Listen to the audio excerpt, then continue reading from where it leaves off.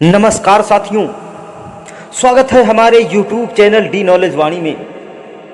हाजिर हूं आज फिर एक महाभारत काल से संबंधित ज्ञानवर्धक पौराणिक कहानी के साथ।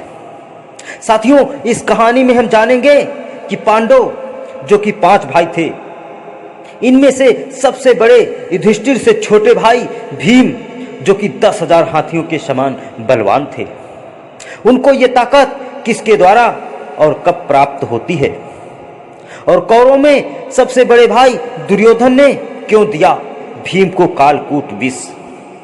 साथियों, कहानी बहुत ही प्रेरणादायक है, तो बने रहें कहानी के अंत तक। लेकिन इससे पहले मेरे चैनल को थोड़ा सा प्यार देते हुए सब्सक्राइब जरूर कर लीजिए और बेल आइकन को भी ऑल सेलेक्ट कर लीजिए, ताकि ऐसी ही ज्ञानवर्धक वीडियो आप लोगों को आसानी से मिलती रहे। धन्यवाद। साथियों, कुंती पुत्र भीम के पास हजारों हाथियों का बल कैसे आया था? वर्तमान में यह सवाल काफी रोचक और रहस्यमय प्रतीत होता है, लेकिन सच्चाई यही है कि भीम के पास हजारों हाथियों का बल था। इस बात का प्रमाण हमें महाभारत में मिलता है। दरअसल हजारों हाथियों का बल भीम को आर्यक नामक नाग ने दिया था, जो कि उनके नाना जी के नाना जी थे। भीम के पिता का नाम पांडु और माता का नाम कुंती था। उनके बड़े भाई युधिष्ठिर जो कि धर्मराज के नाम से भी जाने जाते हैं, अर्जुन, नकुल और सहदेव थे। भीम में हजारों हाथियों का बल था। महाभारत के अनुसार जब पांडवों का जन्म हुआ, उसके कुछ दिन बाद पांडु का निधन हो जाता है। उस समय पांडु अपनी पत्नी कुंती और मांद्री के साथ वन में रहते थे। पांडु की मृत्यु का समाचार जब उनके भाई धृतराष्ट्र को पता चलता है, तो उन्होंने कुंती, मांद्री और उनके 5 पुत्रों को हस्तिनापुर आने का आमंत्रण भेजा। सभी हस्तिनापुर में रहने लगे।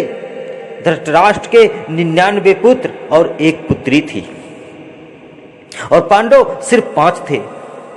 धृतराष्ट्र का बड़ा पुत्र दुर्योधन बचपन से ही उसे पांडवों के प्रति मन में दुर्भावना रहती थी। एक समय की बात है, दुर्योधन और पांडव सभी गंगा के तट पर खेल रहे थे। खेलने के बाद भोजन के लिए आमंत्रित हुए। वहां दुर्योधन ने अपनी चालाकी से भीम के भोजन में कालकूट विष मिला दिया।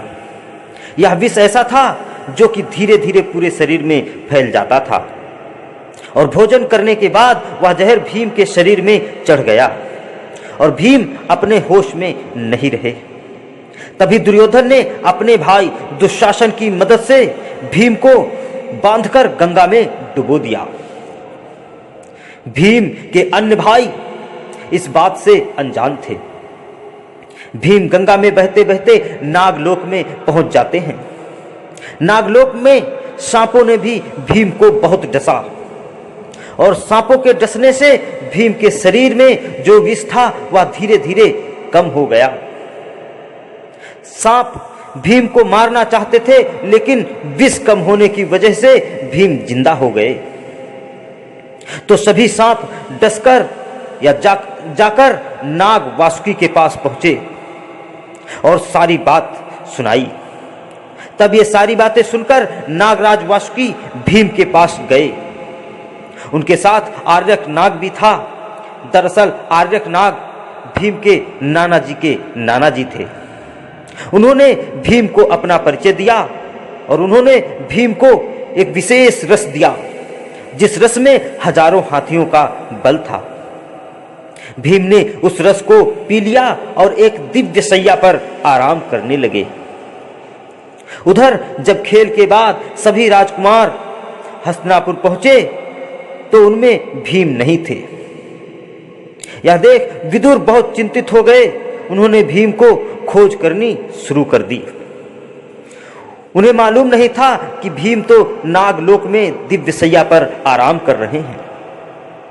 जब नागलोक में मौजूद भीम 8वें दिन सारा विष पचा गए, तब नागों ने भीम को गंगा के किनारे लाकर छोड़ दिया, और इस तरह भीम हस्तिनापुर सकुशल पहुंच जाते हैं। लेकिन भीम में हमेशा के लिए हजारों हाथियों का बल आ चुका था।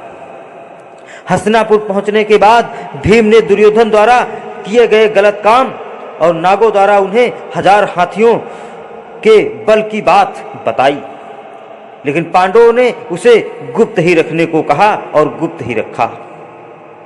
तो साथियों, ये थी आज की कहानी। कैसी लगी ये कमेंट में जरूर बताएं। जानकारी पसंद आई हो तो वीडियो को लाइक करें, दोस्तों को साझा करें और मेरे चैनल को सब्सक्राइब जरूर करें। मिलते हैं अगले वीडियो में फिर एक नई जानकारी के साथ। तब तक के लिए नमस्कार।